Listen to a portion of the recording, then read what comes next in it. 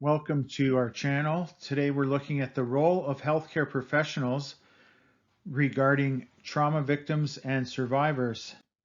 First, we're going to look at a medical history from a dental chart.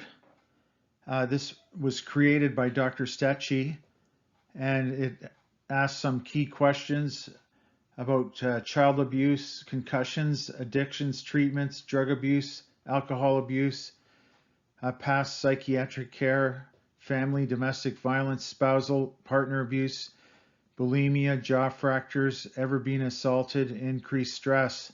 So these are key questions in a medical history where we can probe to see if one of our patients is a victim or a survivor of past abuse.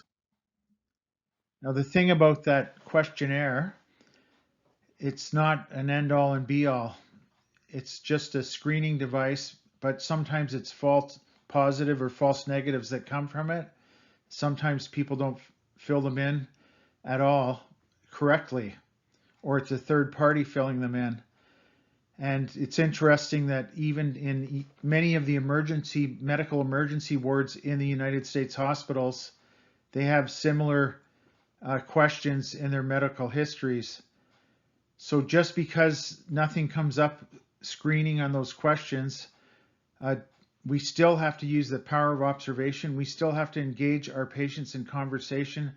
We still need to use the power of observation that they may still be victims of trauma and abuse, even though they didn't mention it on the medical history screening.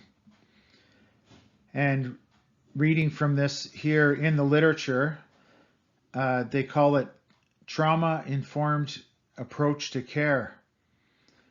And so healthcare professionals should be trained also in this trauma-informed approach to care. And by definition, this approach recognizes the effect that trauma has had on the victim and acknowledges the vulnerabilities and triggers associated with being a victim. Likewise, security professionals, police, law enforcement, it's recommended by the literature that they need training in trauma-informed care. This training emphasizes that potential triggers can cause victims to be re-traumatized, leading to behavioral issues such as aggression, anxiety, appearing adversarial and uncooperative, especially if they feel threatened. They may also appear hostile, hypervigilant, or in a constant state of arousal. The solution is that an environment of safety and support is critical when dealing, with trauma victims. Being calm, genuine, and respectful and building a rapport is a good de-escalation technique, and this will create an environment and prevent violence.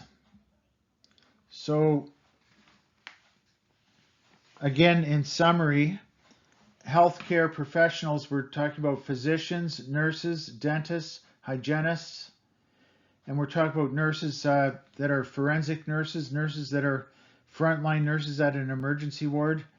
They need to study and seek training in the power of observation to recognize the red flags that show that somebody might have had abuse and that they are a survivor or a victim, as many of these patients are crossing our paths. So we need to understand the trauma-informed approach to care. Again, we're just a small stone on the victims and survivors pathway, but we're important in the path of helping them. And some showing compassion, making a difference. Thank you very much from Niagara Falls, November the 10th. Have a good afternoon.